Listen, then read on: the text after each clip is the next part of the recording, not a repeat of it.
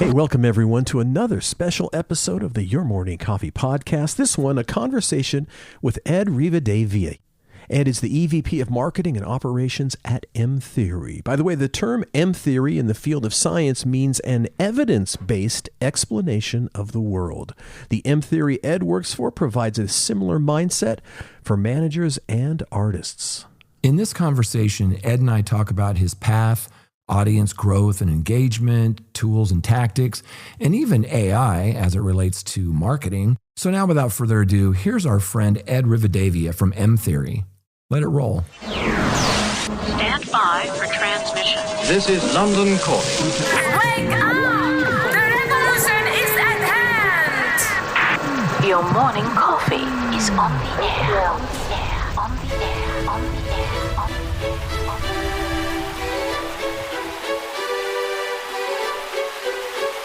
Standing by.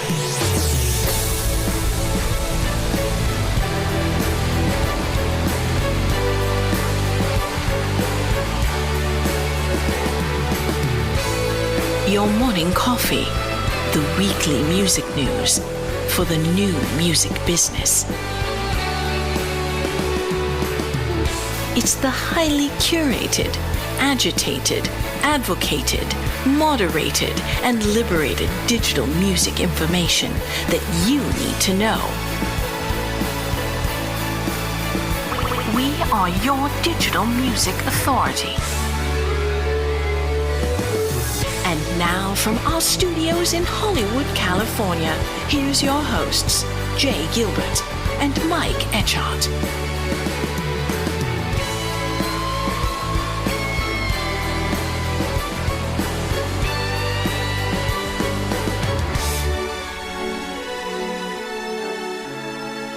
Ed, thank you so much for joining me today. It's good to see you. You too, Jay. Thanks for having me, man. Let's talk about your path to mtheory. You've worked at a lot of great places over your career. Talk about your path.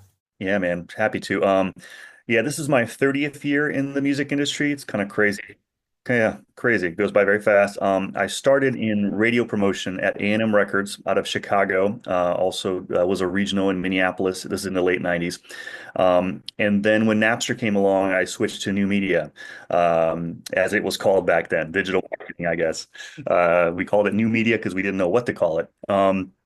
And I've been working pretty much in that space, helping the industry, figure out and embrace innovation, however it's come along, much like you have all these years. And most of that was in New York. I worked at Wind Up, Chris Blackwell's Palm Pictures for a while, which was really interesting. Roadrunner Records, RCA. I got to work with some real legends like Clive Davis and Tom Corson and Barry Weiss. And then I moved to Nashville almost 9 years ago, when Sony Music Nashville brought me to town here to Music City. And along the way, I haven't worked just at record labels, but also worked in e-commerce and other startups, one involving brands and music, also influencer marketing for really. Oh yeah, the Songfluencer thing over with Johnny and those guys. Yeah. I was really, really excited to work with those guys. We had a lot of fun because influencer marketing was just exploding, and we did a lot of fun things because I had been a client, and so it was very easy for me. I knew who the audience was because it was me.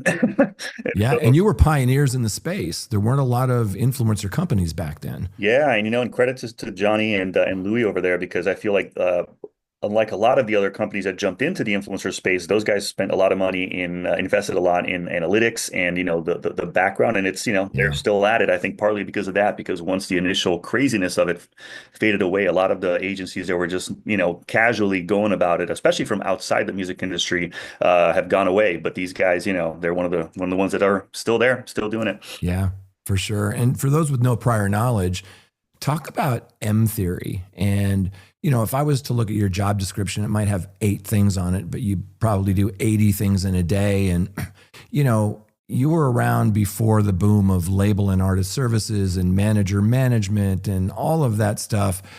Talk about, your role and what does mtheory do for those with no prior knowledge? Absolutely. Yeah. mtheory was founded 15 years ago. It was one of the first manager services companies, and the concept being that, we partner with managers, sometimes labels, distros, and other, industry players as well. But the core business started as, partnering with managers and really kind of becoming an extension of their team, sometimes even their full team. And that means, we get in there with the manager and we help them run their business. So we're supporting them with with strategy, with execution. We're working with them on the recorded music, on the touring side. And then, the services range from social media support, content strategy, DSP pitching. We have our own team that pitches the DSPs and chiefly the manager and artist teams at the DSPs. And then through my good fortune of working in digital for the past 25 years, I've seen it all come and go. So, I'm able to help them with their e-commerce strategy and their CRM and audience development strategy, the advertising strategy, and then whatever comes next, AI being the current one. Yeah, and our CEO Cameo, she opened the Nashville office almost 10 years ago and kind of took the reins of the company when the founders left 3.5 years ago to go run Virgin Distribution. So we're a fully independent, boutique manager services company. We work with every label, every distro, every business partner and tech partner. And so it's a really interesting model because we're really able to kind of lean in as much or as little with each manager and their artist clients for, whether they're superstars, whether they're just starting out, whether they're in one genre or another. And for me, that maybe that's the most fun part is that, I get to also try new technologies and new strategies for each partner as they need it. It can also be a little bit like herding cats because no solution fits everybody, but it's a lot of fun. Exactly. I'm glad you brought up Cameo. I've been a longtime friend, colleague. She's been a mentor to me. I just think the world of Cameo and your team there. I know a lot of them. Let's talk about the roles and responsibilities of a manager today, because correct me if I'm wrong, but there's been this blurring of the lines between roles and responsibilities of a label, a manager, distributor. How do you sort of balance that?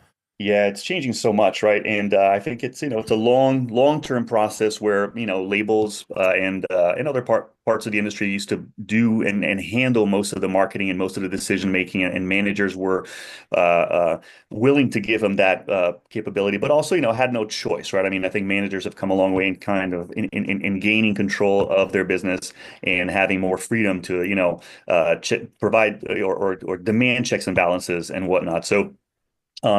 As the manager's responsibilities grew and the need for them to understand more parts of the business, I feel like that's where M Theory really, had enjoyed its success over the last 15 years, is because we were able to, they're not able to hire all these roles. So M Theory obviously provides that for, a much more reasonable amount of money, where they then have a group of specialists that are able to provide, whether it's all these different areas of expertise, through our past experiences and through our relationships. And because we're working across the industry, we have enough scale where we get to try a lot of new things first. We get to see a lot of the, different things that the different partners are doing, and really then, continue to vet and understand where things are going and provide that feedback back to the artists, hopefully to, help them have success with that. Yeah, it sounds like you're allowing these managers to sort of take more control of their business with a trusted partner. But I found that some of these older managers that came up maybe in a different era, they're maybe focused on the touring and merch and a little on brand partnerships. They don't necessarily understand the marketing tools and tactics today. And I feel like maybe that's a way that you help them. And then some of the newer managers, I mean, they're very savvy. They understand all of these different tools and techniques. And then maybe for them, you're a extra set of hands. Yeah, very much so. We strategize, but we also execute. And so, when we're working with these managers, we're, reviewing all of their plans, their goals, their dreams, really. We sit with them first and say, all right, what's your long-term strategy for the next 2 years for this artist? And then we'll work with them to develop that long-term and short-term marketing plan that, will cover the release and the tour and e-commerce and so on. And then, work with each of those partners in their specific areas to really come to an agreement in terms of what the the goals are and what the marketing plan is going to be very specifically, and then work in tandem with the labels, with the agents, with the e-com companies and so forth, in the rollout of that plan. Try to keep the train on the rails, and really try to make all parts of the business agree with each other, so that one isn't being given more advantages to the detriment of the other. And that is I think the core definition of this manager services piece, is that we're here to help the manager navigate all that and really kind of help him see the big picture and not worry about the day-to-day nitty-gritty, so he or she can be much more thinking about the big problems and the creativity. I mean, the challenge and the beauty of what you're describing is that there's no cookie cutter approach. No. That every single client that you take on, you're starting from square one. Mm-hmm. Absolutely.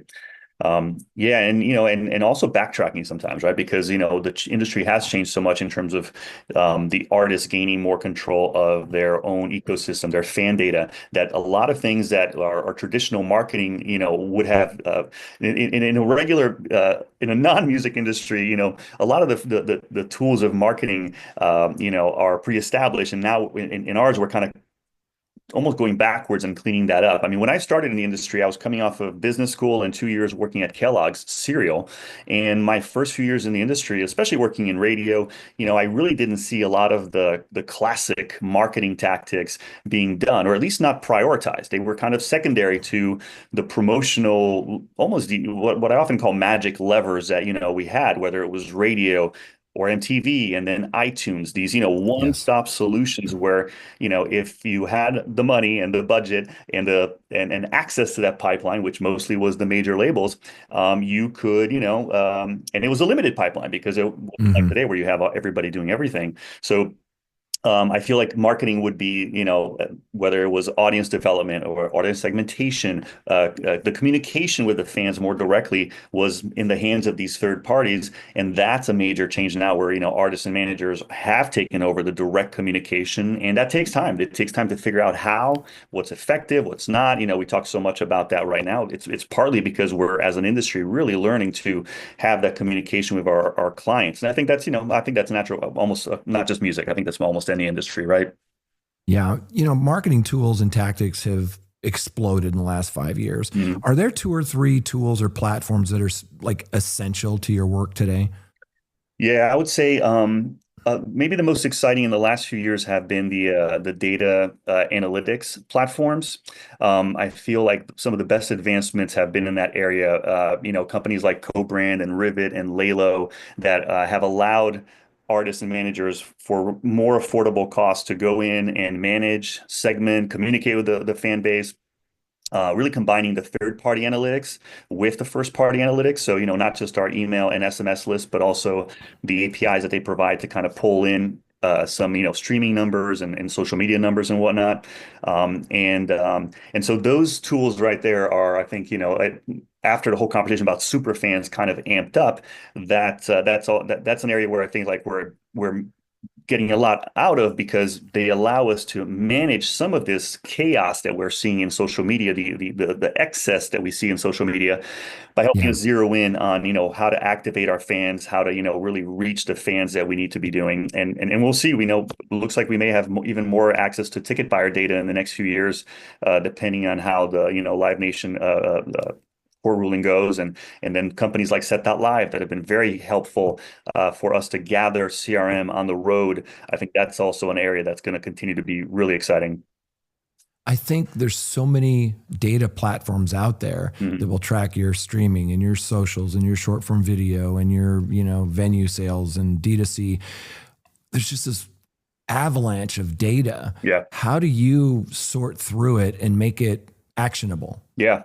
As best we can, but I feel like obviously working with our partners, record labels and majors especially have incredible analytics tools. The distros do as well. So in that respect, there's the team aspect of it in terms of everybody's looking in and reviewing it and comparing notes. For us, these platforms have really helped us, basically identify viral momentum anytime, it's happening in the oddest of places. One of our clients, Joe, DJO, the Stranger Things actor, Joe Keery, that was a perfect example. He had a record that was out for a year or two, and he was busy with the show, wasn't really even actively promoting it. But we have an analytics team that's always looking at these platforms for our roster of artists that we work with, and we identified a small blip of activity in Ireland, I think it was, reached out to the label, and they confirmed it, and then to their credit, jumped on in, and everybody, as a team, went to work, and within 2 months, he had a #1 Spotify viral chart hit, I think, and the song is now a perennial New Year's Eve favorite in terms of end of beginning, Yeah. and it's become and now it has the life of its own that every year pays off. Short form videos changed everything. Mhm. And from a marketing standpoint, how do things like TikTok, Shorts, Reels, all of that, how has that sort of reshaped your approach when you launch a new release? Yeah, I think the biggest sea change that TikTok brought about 5 years ago when it really kind of took off is that it really shifted the decision-making process from the business people like us to the fans, right? And so, I mean, we were already kind of moving away from a world where it was all about the street date, right? We had to build the entire release plan around the street date and get those first week numbers, and really didn't think maybe about what happened after. By then we would have radio and all the other pieces, press, whatever, kind of moving things along. And short form video kind of changed that approach too, I feel like, because now you have to deliver content, over a much longer period of time. It has to be much more varied. You have to be looking for opportunities. And really, I think the change there is that, instead of dictating the conversation, now we have to lay out all these talking points and all, in a manner of speaking, I don't know, all these cues insofar as content and for different platforms, for different segments of the audience, whether it's email, et cetera, for the fans to kind of pick up on. And then we have to look for those cues to then act on them like we did in the case of Joe. And obviously this is it's caused a lot of artist fatigue, a lot of frustration because here they are expected to generate a lot more social media content, never knowing which idea will catch on with fans. So yeah, launching music has become a much more complex process, but I do think that the key to it is to SEO is important, fundamentals are important. It's a lot of what we've always preached in terms of and what we do work with a lot when releases come out is making sure that all the right foundational elements are there. And now with AI, actually AI is looking at that SEO. So SEO has completely changed. I don't even know if it's right to call it SEO anymore. It's not search Yeah, engine. I think there are new terms for AI sure. optimization. Um, Yep. but yeah, so those are some of the changes I think we've seen. Yeah, I wonder if there are mental health implications to trying to do everything today for an artist. Because when I was playing music decades ago, it was pretty simple. You wrote, you record, you played live, maybe you got popular in your city or your state. It wasn't that difficult. But today, an artist is required, and maybe even management to some degree, to do so much with social media and all that content that you talked about, and short form video and all of the things that they need to do, YouTube. Mhm. It's mind boggling. How do you sort of prepare artists and managers to maybe separate roles and responsibilities, or so it doesn't all just fall on the artist? Yeah, I think one of the things that I always find funny is that we work with a lot of artists, and they're always when they're frustrated about social media.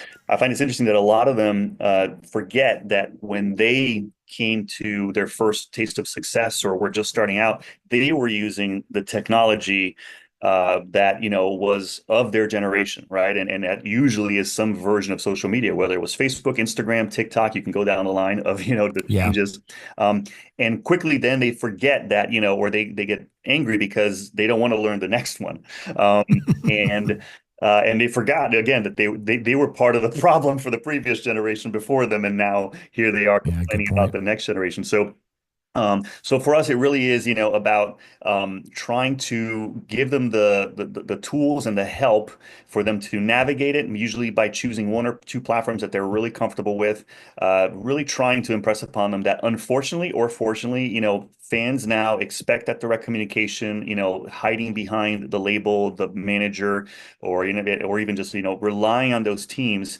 is less of an option than before. At the same time, the whole authenticity, and I'm making hand quotes here, Air quotes, yeah. it's a very interesting concept to me because, and it's something we talk about internally a lot because right now with AI, we're having a lot of debates about, well, I'm convinced that, AI will be used in a non-toxic manner to create content in the next few years at bulk. And then, say it's 90%, and then 10% will be very importantly for the artists to continue to do that themselves and to be creators and influencers in their own right, right? I think that's inevitable.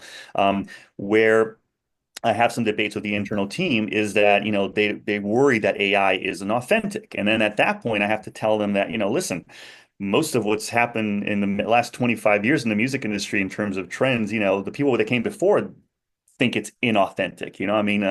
Analog versus digital recording, auto tune, some things that Gen Z takes for granted as authentic is actually Right. inauthentic to the previous A drum machine, synthesizers. yeah, Yeah. there was a point where, the English or the British Musicians Union tried to ban synthesizers and synth drums because they thought it was taking the money out of musicians' hands. Back in the 20s and 30s when terrestrial radio first came along, there were bans and all kinds of issues with that. So it's just a technology thing. It happens every few generations. And so Yeah. I do feel that, yeah, the next, in terms of we're always trying to provide the managers and the artists with some reasonable advice in terms of what we really think is essential to the project or to their career, and then doing as much as we can to help with the background. And that's where technology has to be weighed in. Yeah. We can't sit here saying, oh, this isn't authentic or that's not authentic.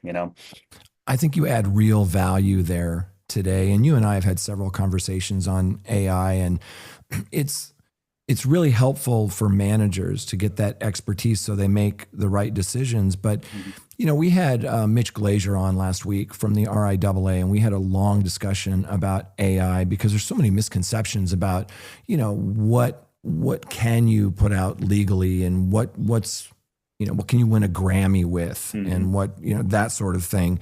But a little bit deeper, you mentioned something a second ago. This technology is not going away.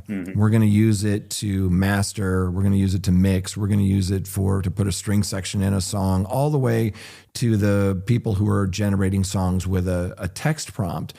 But what I'm finding, and I'd love to hear what you're, experiencing too, is a lot of artists and managers that I know are using it as a tool, and they're not using it to write songs. They're using it to maybe demo songs. They may be using it for stem separation or whatever. How do your artist managers overall, are they embracing it? Are they against it? I think more artists and musicians, and I think the data has borne this out, is more are embracing and using it than almost they want to admit. And I don't think that's unwise because some of these decisions as to what's acceptable or not, it's not up to us, right? It's about consumers in the marketplace to kind of tell us.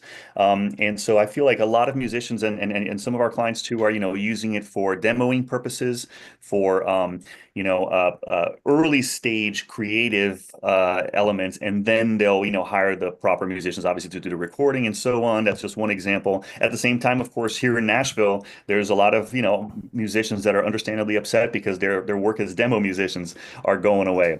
So Yeah. you're always going to upset someone, and unfortunately, is it fair? It's beyond fair, right? Because this is why we have to evolve the times, because like you said, it's inevitable. So, if you were working in newspapers 30 years ago and you banged your fist on the table and said, well, I don't believe in it and I'm going to stand for this, you're out of a job now. And, so, but the people that said, well, no, I got to go into web publishing or whatever comes next, we can only adjust, and kind of and evolve with that. And I do feel like, yeah, at this point, we're in a stage with AI where, uh, since we don't exactly know where those lines are being drawn, we have to, be open enough to experiment with it, and also just, I guess, aware enough not to, to think about the consequences, and and really read the room, and really try to pay attention to see how the audience and how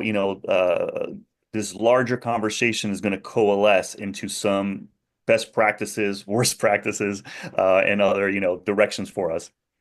Yeah, for sure. It's moving so fast.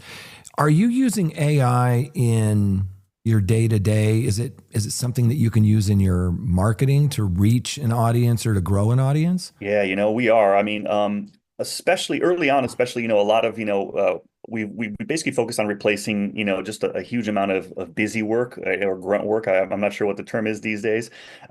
Really, in terms of, our formats, our templates, we have a lot of, as you can imagine, templatized marketing plans, and things like that. Also analytics, right? I mean, we don't have the muscle of a major label, so M Theory's been very deliberate about, we subscribe to all the major analytics platforms like everybody else does, but the way we crunch it and the way we look at it, and also editorial, whether it's a newsletter, messaging, and so on, also checking the tone. We've done a lot with AI there.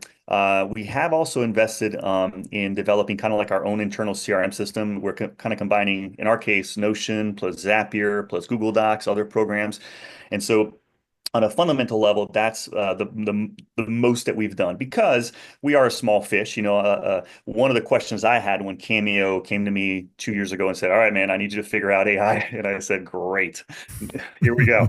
After a minute, I realized that some of the bigger questions about the legalities, the licensing, the lawsuits, that, as is often the case, we have to let the major labels, publishers, distros go pick that fight, and kind of draw the broad terms with the AI companies, making them come to the table. And then, in the meantime, we needed to focus on these, ground level efficiencies. And now, of course, as those conversations with, between the big boys have evolved, now we just have to go back in and claw back, as it were, or, whatever, wherever they overstep maybe a little bit too much in terms of the licenses and how they're using the artists and managers, content. And, again, all that we're going to figure out here in the next year or so. You know what I like about our conversations, Ed, is that you're curious and optimistic. When we talk about AI and these tools, and there's so many of them, and they're changing and they do so many different things, I love the fact that you want to know what's happening out there. And you're not, I mean, typically people are inherently afraid of what they don't understand. Mm-hmm. But I think if you take that curious, optimistic view, I think you're opening yourself up for success. What do you think? Yeah, I think so. I think it's the survival thing, right? I mean, I think we've seen over the last few decades where, when Napster came around, a lot of people just, kissed their asses goodbye and waited for the end. And, those of other amongst us were very curious about, what this could be. And plus we were so excited about getting to hear more music. Yeah. And so, yeah, the curiosity thing is so key. Again, we have here at M Theory, we have a team we call Z Theory, which is basically our Gen Z staffers that they get together and break things down and tackle certain subjects, and then teach us, the executives, what we are missing in terms of, those things. And it's a great two-way street, because I really see how, they're, on the one hand, they are, helping to understand and appreciate and defend the new behaviors, the new, when the manager says, "Why can't I get this to happen the way it used to be?" It's like, because things have changed and consumers are different. And at the same time, I'm already having conversations with those team members saying, "Hey, sorry to break this to you, but you work for Gen Alpha now." And they're about, they're coming into high school now. You guys are old news. You're literally now, having to figure out, these guys are going to choose their new behaviors, their new favorite platforms, the new way to stream and consume music. All these things are about to change. Now you got to go figure this out. And guess what? This is what myself, you, Cameo, a lot of us veterans in the industry who have maintained a positive and open attitude to, that's where that's a secret sauce, man. That's the only reason we're still here. And that's the reason why, we can continue to hopefully find great, solutions for the artists and for the managers and for everybody else we work with, in a positive way, because yeah, change is going to come, and you can either, be upset about it or be happy that, there's new ways to do things. I like that Z theory. And I'm finding more and more companies in the music industry are bringing young people in alongside of experienced veterans for that very reason. I think that is really smart. So we're going to jump into the lightning round. So in the length of a tweet, all right, you ready? In the length of a tweet, if a first-year manager is listening to this right now and wants to get serious about management, marketing, what's one thing you'd tell them to do this week? Aside from calling M Theory, I would say, set up an account with CoBrand or Rivet. You'd be amazed at what you can start doing in terms of analyzing your own fans, understanding your fan base, and making some actionable marketing decisions, whether it's advertising, influencer marketing, and CRM, to start building that relationship with your fan funnel, as it were, with your audience. Okay, number 2, what album or artist is in heavy rotation in your car right now? Oh man, a lot. I'm always kind of. It's funny. I don't even listen to too many podcasts. Sorry, because I'm always. I want to make sure I'm listening to a lot of music, and it's one that I just saw their show, so maybe that's why it's top of mind. But it's an album by Blood Incantation called Absolute Elsewhere. I still love my heavy metal. And finally, what does success look like for you and the music industry in 2030? 2030. How far away is that? 4 years? All right. 4 years. Good. I don't have to, guess too far ahead. At least based on what we're seeing in terms of that, closing of the relationship, not closing as in closing the door, closing as in getting closer, the relationship between fans and musicians directly. I think I would say that. I think, if we're talking 2030, I think it's probably a really direct connection between the artists and the fans. I know there's talk of an eventual different evolutions of that relationship, since right now, even where digital street teams are back, right? I mean, we're working very closely with the super fans that to work on the artist pages and the fan pages. And to me, this is a long term. I could see the whole gig economy, influencer economy, whatever you call that, where the fans aren't just part of it from an emotional level. Maybe they're even investors in the artist's business, right? And so there's already some people that have tried those models, and whether there's that component, financial component or not, I do think that connection between artist and client and fan being more direct and personal than ever before is probably the safest bet for the next few years. Where can people learn more about you, Ed, and M Theory? Our website is pretty spare, because one of the interesting things about doing manager services is that for many of the early years, it was a bit of a B2B business. We were behind the scenes. And now, of course, everybody's doing it. So our website, you can go in there and see some of our case studies and success stories over the years. We've been lucky to work with so many amazing artists. But, please just email me, ed@mtheory.com, if you have any questions. And, we'll give you all the details about, what we're doing here. And yeah, I think that's the best way. Ed, it's always a pleasure talking with you. I learned something every time we talk, and I can't wait for the next time. No, same here. Thank you so much for all the work you do in terms of the newsletter. It's mandatory reading. I tell every intern to executive that I meet that, when they ask, where are you getting your news these days? So appreciate all the work you do, man. Thank you. Appreciate you. Thank you. All right. Thanks, man.